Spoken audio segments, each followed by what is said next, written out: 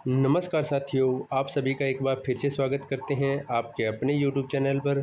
हमने जो हरियाणा जीके की प्रीवियस ईयर क्वेश्चनों की जो सीरीज़ स्टार्ट की थी, यह इसकी क्लास नंबर 18 रहने वाली है। अगर इससे पहले वाली हमने आपने क्लासेस नहीं देखी हैं तो नीचे डिस्क्रिप्शन में लिंक दिया है, वहाँ पर जाकर देख सकते हैं। तो इस वीडियो में हम टोटल 30 क्वेश्चनों को कवर करेंगे जो किसी न किसी एग्ज़ाम में पूछे गए थे। तो चलिए आज की वीडियो को शुरू करते हैं बिना किसी देरी के साथ। आज के पहले प्रश्न की बात करें तो social justice and empowerment development of Haryana की स्थापना कब की गई थी। तो social justice and empowerment development की बात करें तो इसकी स्थापना हरियाणा में 1992 में की गई थी। इसका सही जवाब रहेगा ऑप्शन नंबर सी 1992। आगे बात करेंगे अगले प्रश्न की। तो प्रश्न नंबर 2 में पूछा है हरियाणा में ग्रामीण लिंगानुपात क्या है। यानी हरियाणा में ग्रामीण लिंगानुपात की बात करें तो इसका सही जवाब रहेगा ऑप्शन नंबर बी 882 हरियाणा का ग्रामीण लिंगानुपात हो जाएगा। इसका सही जवाब रहने वाला है ऑप्शन नंबर बी 882। आगे बात करेंगे अगले प्रश्न की। तो प्रश्न नंबर 3 में पूछा है हरियाणा में सर्वोच्च साक्षरता दर वाले ज़िले कौन से हैं। यानी बढ़ते से घटते क्रम में बताना है कि सबसे ज़्यादा किस में है और उससे न्यूनतम किस में है। तो इसका सही जवाब रहने वाला है ऑप्शन नंबर ए, यानी सबसे अधिक गुड़गांव में है, उससे कम पंचकुला की, उसके बाद अम्बाला और फिर फरीदाबाद। तो सबसे अधिक हो जाएगी गुड़गांव की और इस ऑप्शन के अनुसार सबसे कम हो जाएगी फरीदाबाद की। चलिए आगे बात करेंगे अगले प्रश्न की। तो प्रश्न नंबर 4 में पूछा है हरियाणा का पहला लॉ कॉलेज कहाँ खोलने की घोषणा की गई। यानी सबसे पहले लॉ कॉलेज खोलने की शुरुआत कहाँ से की गई थी। तो इसका सही जवाब रहेगा ऑप्शन नंबर डी, पंचकुला में सबसे पहले लॉ कॉलेज खोलने की स्थापना की बात की गई थी। तो डी इसका सही जवाब रहेगा, पंचकुला। आगे बात करेंगे अगले प्रश्न की। तो प्रश्न नंबर 5 है हरियाणा के वर्तमान लोकायुक्त जस्टिस नवल किशोर अग्रवाल ने स्थापना कब ली थी। तो जस्टिस नवल किशोर की बात करें तो इनकी दोबारा स्थापना कब ली गई थी। तो इसका सही जवाब रहने वाला है ऑप्शन नंबर सी, 19 जुलाई 2016 को उनके द्वारा जस्टिस लोकायुक्त यानी की स्थापना के रूप में कार्य करेंगे 19 जुलाई 2016 से। आगे बात करेंगे अगले प्रश्न की। तो अगला प्रश्न है चिट्ठा मंदिर को किसकी तपोस्थली होने का गौरव भी प्राप्त है। चिट्ठा मंदिर तो किसकी तपोस्थली है। तो इसका सही जवाब रहेगा ऑप्शन नंबर ए, गंगानंद गिरी की तपोस्थली को भी चिट्ठा मंदिर के नाम से जाना जाता है। ए इसका सही जवाब रहेगा। चलिए आगे बात करेंगे अगले प्रश्न की। तो प्रश्न नंबर 7 है, इसमें पूछा है सहगल पेपर मिल कहाँ पर स्थित है। तो सहगल पेपर मिल की बात करें तो यह कौन से स्थान पर स्थित है। तो इसका सही जवाब रहने वाला है ऑप्शन नंबर बी, दारूहेड़ा में सहगल पेपर मिल स्थापित की गई है। वहीं पेपर सिटी की बात करें तो वह यमुनानगर हो जाएगी। इसका सही जवाब रहेगा ऑप्शन नंबर बी, दारूहेड़ा, जिसमें सहगल पेपर मिल स्थापित है। आगे बात करेंगे अगले प्रश्न की। तो प्रश्न नंबर 8 में पूछा है माथुराम का जन्म कहाँ पर हुआ था। माथुराम जो कि हरियाणा में जन्मे थे, तो उनका कौन से स्थान पर जन्म हुआ था। तो इसका सही जवाब रहेगा ऑप्शन नंबर सी, रोहतक के सांगी गांव में उनका जन्म हुआ था। तो इसका सही जवाब हो जाएगा ऑप्शन नंबर सी, सांगी, जो कि रोहतक में स्थित है। आगे बात करेंगे अगले प्रश्न की। तो अगला प्रश्न है जैनेन्द्र जैन गुरुकुल की स्थापना कब हुई थी। तो जैनेन्द्र जैन गुरुकुल स्थापना की बात करें तो इसकी स्थापना 21 फरवरी 1929 को की गई थी। इसका सही जवाब रहेगा ऑप्शन नंबर डी, 21 फरवरी 1929। आगे बात करेंगे अगले प्रश्न की। तो अगला प्रश्न रहने वाला है प्रश्न नंबर 10 है, इसमें पूछा है दूसरे यज्ञ कौन सा था। दूसरा यज्ञ की बात करें तो इसका कौन सा यज्ञ हो जाएगा। तो इसका सही जवाब रहेगा ऑप्शन नंबर सी, तंतुक यज्ञ, जो कि हरियाणा में दूसरा यज्ञ हुआ था। वहीं पहले यज्ञ की बात करें तो वह पहला यज्ञ हो जाएगा कपिल यज्ञ, जो कि पहला यज्ञ था। आगे बात कर लेते हैं अगले प्रश्न की। अगला प्रश्न है ऐतिहासिक स्थल थानेसर, जो कि कुरुक्षेत्र में स्थित है, उसका उत्खनन कब हुआ था। तो थानेसर की बात करें तो इसका उत्खनन कब किया गया था। तो 1987 से लेकर 1990 के बीच इसका उत्खनन किया गया था। ये इसका सही जवाब रहेगा। आगे बात करेंगे अगले प्रश्न की। तो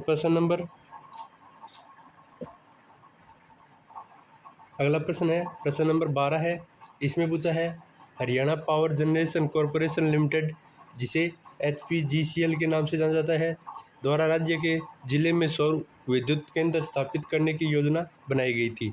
यानी Haryana power general corporation limited की स्थापना कौन से ज़िले में करने की बात की गई है? तो इसका सही जवाब रहने वाला है ऑप्शन नंबर डी, यमुनानगर जिले में Haryana power generation corporation limited की स्थापना की बात की गई है। तो डी इसका सही जवाब हो जाएगा, यमुनानगर। आगे बात कर लेते हैं अगले प्रश्न की। तो अगला प्रश्न है, प्लास्टिक उद्योग हरियाणा के किस नगर का प्रमुख उद्योग है? यानी प्लास्टिक उद्योग हरियाणा के कौन से ज़िले में स्थित है? तो इसका सही जवाब रहेगा ऑप्शन नंबर बी, फरीदाबाद में प्लास्टिक उद्योग प्रमुख है। तो बी इसका सही जवाब हो जाएगा, फरीदाबाद। आगे बात करेंगे अगले प्रश्न की। तो प्रश्न नंबर 14 है, इसमें पूछा है राष्ट्रीय राजमार्ग की लंबाई कितनी है? यानी हरियाणा में राष्ट्रीय राजमार्ग की लंबाई की बात करें तो यह कितनी हो जाएगी? तो वह हो जाएगी 1518 किलोमीटर, यानी 1508 किलोमीटर, 1518 किलोमीटर, जो कि हरियाणा में राष्ट्रीय राजमार्गों की लंबाई हो जाएगी। चलिए आगे बात करेंगे अगले प्रश्न की। तो प्रश्न नंबर 15 में पूछा है चौधरी चरण सिंह कृषि विश्वविद्यालय की स्थापना कब हुई थी? चौधरी चरण सिंह कृषि विश्वविद्यालय की स्थापना की बात करें तो इसकी स्थापना की गई थी 1970 में। तो ये इसका सही जवाब रहेगा, 1970 में चौधरी चरण सिंह कृषि विश्वविद्यालय की स्थापना की गई थी। ये इसका सही जवाब रहने वाला है। आगे बात कर लेते हैं अगले प्रश्न की।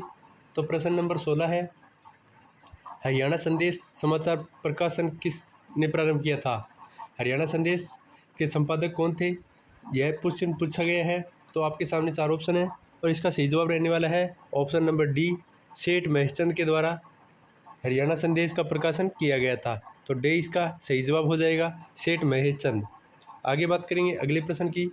तो प्रश्न नंबर 17 में पूछा है स्वतंत्रता संग्राम के समय पंचायतन के मुखिया को किस प्रकार की उपाधि देने की परंपरा पड़ी गई थी? यानी स्वतंत्रता संग्राम के दौरान हरियाणा के जो पंचायत के लोग होते हैं उनको किस नाम से पुकारा जाता था?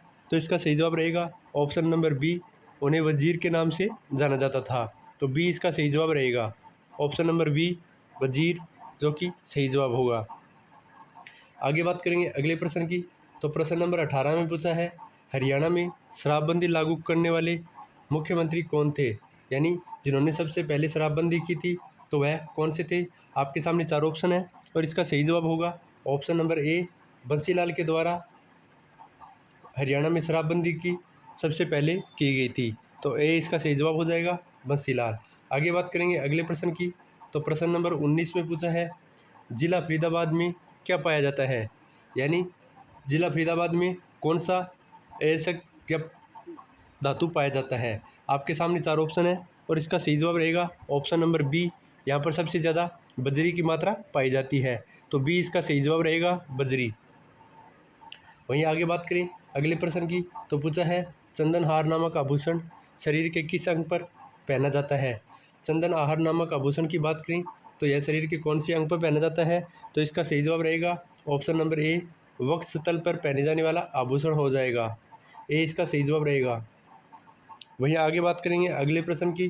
तो प्रश्न नंबर 21 में पूछा है रुई भरकर बनाई गई कमरी जैकेट है जो जाड़ों में पहनी जाती है, उसे किस नाम से जाना जाता है?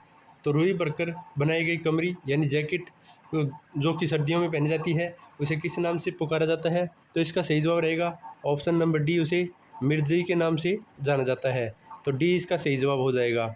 वहीं आगे बात करेंगे अगले प्रश्न की। तो नेक्स्ट प्रश्न में पूछा है बाबा भोलूनाथ मेला होली के किस दिन पर आयोजित होता है? तो बाबा भोलूनाथ मेले की बात करें तो यह हरियाणा के कौन से स्थान पर आयोजित होता है?